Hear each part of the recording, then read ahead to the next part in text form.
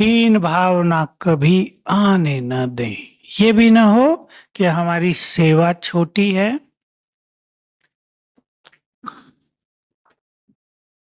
बाबा ने बहुत अच्छा राज बताया था। जिसके पास जो सेवा है वो यदि विधि पूर्वक श्रीमत अनुसार सच्चे दिल से, कई बातें सेवाओं में वैसे की जाए तो हर सेवा में 100 मार्क्स मिलते हैं। अब सेवा में आप देखो, सेवा करने वाले अलग अलग तरीके के होते हैं। कई लोग है टाइम पर आएंगे ही नहीं, कभी थोड़ा लेट आएंगे। कई हैं जिनकी सेवाओं में शिकायत होती रहेंगी, ये ऐसे नहीं करती, ऐसे करती है। कई हैं जिनकी सेवाओं में विघ्न पड़ते रहेंगे। कई हैं जो सेवा दिल से करेंगे, कई है जो नहीं करेंगे। कई सेवा को ड्यूटी समझकर करेंगे और कई उसको घर समझकर करेंगे। ये हमारा घर है, कोई 4-6 घंटे की ड्यूटी नहीं कि घड़ी देख लें 5 बज गए चले भाई हम तो, अगर जरूरत पड़ गई और आधा घंटा कर दो। तो ये नहीं कहेंगे हमारी ड्यूटी थोड़ा ही है, पूरा हो गया टाइम।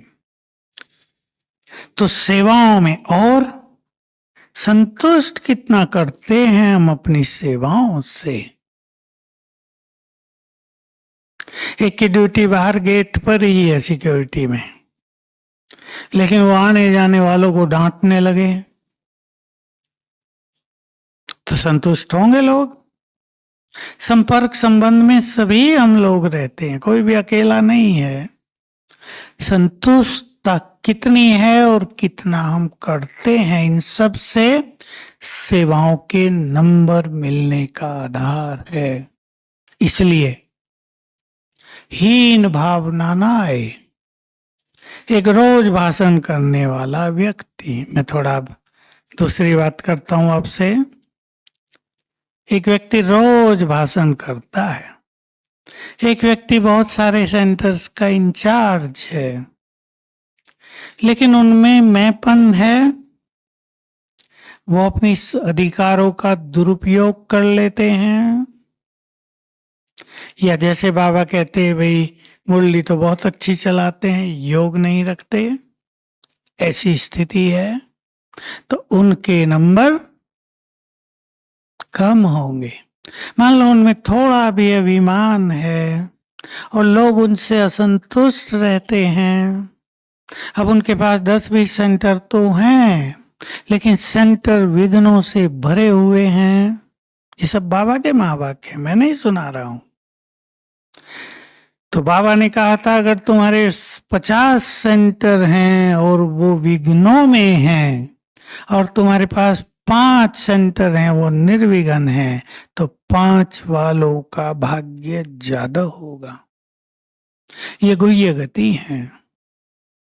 तो हम संतुष्ट आत्मा बने और संतुष्ट करें तो हमारा योग बहुत अच्छा होगा। चलें योग की एक प्रैक्टिस और कर लेते हैं जो सबको रोज करनी है, और वो है ग्लोब के ऊपर क्या क्या याद रखेंगे। मैं पहले एक बहुत प्रैक्टिकल बात लेता हूं। कमरे में कई इकट्ठे मिलकर सोते हैं, बहनें हंसेंगी। अब हमें सबको संतुष्ट करना है और संतुष्ट रहना है। बहनें उत्तर देंगी।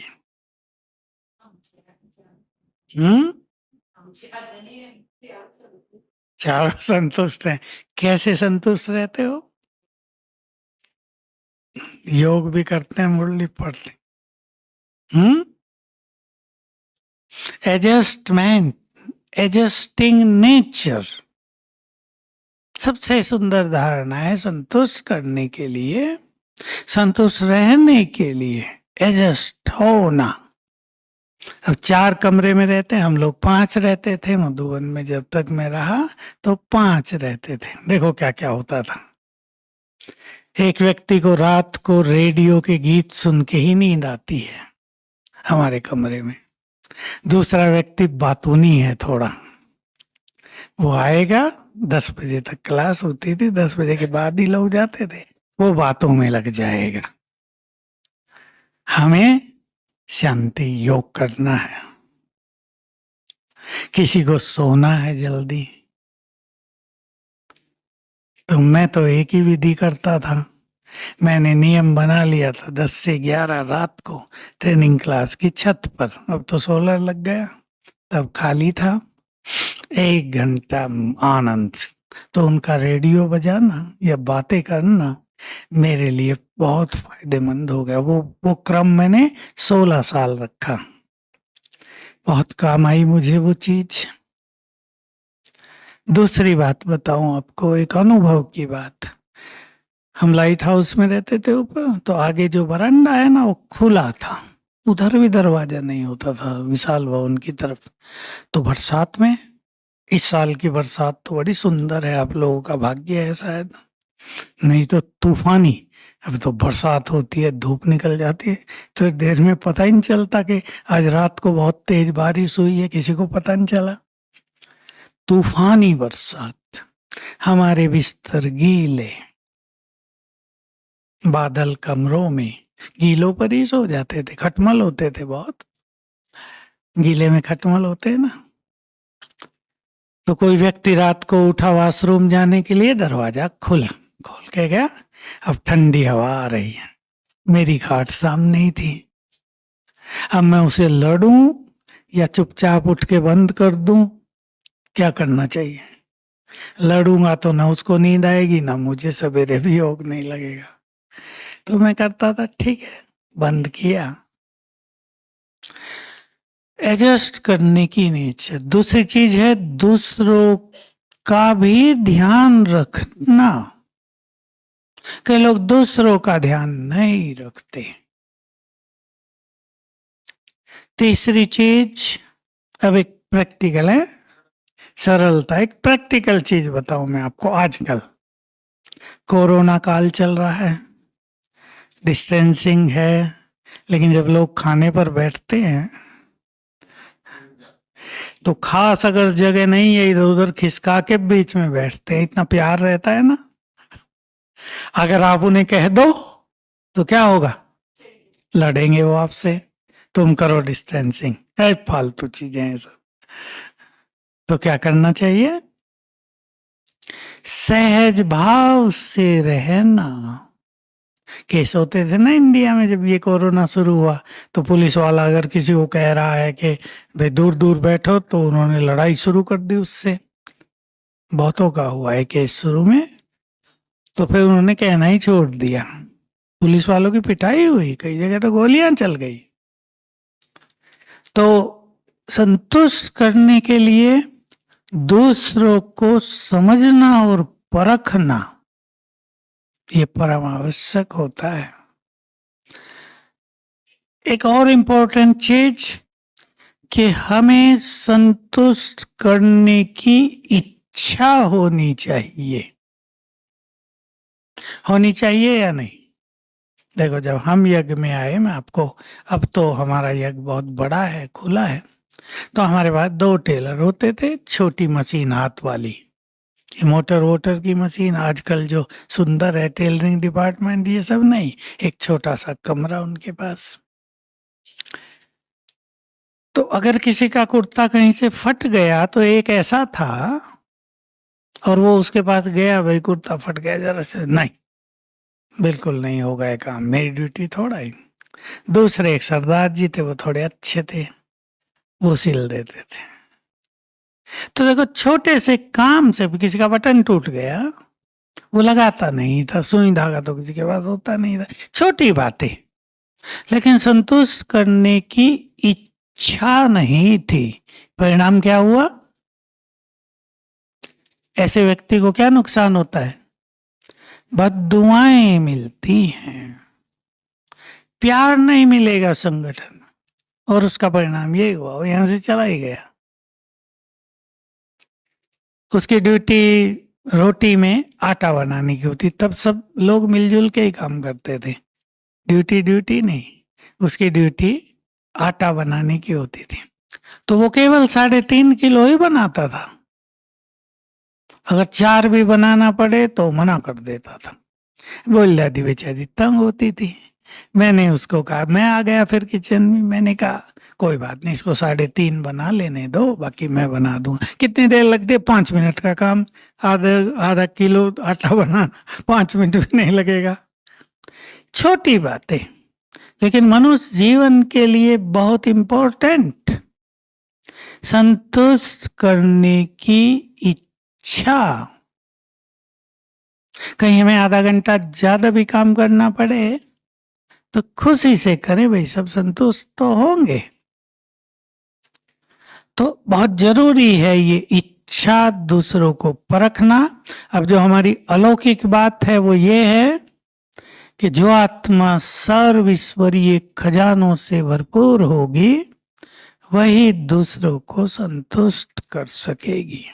और जो मैंने पहली बात बताई थी, जो आत्मा में स्थित है वो संतुष्ट है और संतुष्ट कर सकती है। अगर आप ब्रह्मा बाबा की संतुष्टता की कहानी सुनो, उस समय जब गरीब यज्ञ, तो भी बाबा ने कैसे संतुष्ट रखा सबको। जो गए वो अपने कारणों से गए थे, भाई अब यहाँ कुछ है नहीं, क्या होगा हमारा भविष्य, क्या होगा, खाना भी तो नहीं है। 350 लोगों में 1 किलो दाल बनती थी। दाल दिखती होगी उसमें, कोई दाना, सूप भी नहीं रहता होगा, कितना पतला हो जाता होगा, आप सोच लो। तो भी बाबा ने प्यार दे देकर सबको संतुष्ट किया। ले जाते थे सामने की पहाड़ियों पर, चलो करोंदे हैं खाओ, और प्यार से बात करे, दोपहर तक हंसा बहला के वापिस ले आए लोग भूले हुए भूख को। संतुष्ट किया सबको, अपना भी दे दिया। बाबा भी पतले हो गए थे, सूख गए थे। 1-2 दिन का बैगरी पार्ट थोड़ा ही था, सालों साल चला था।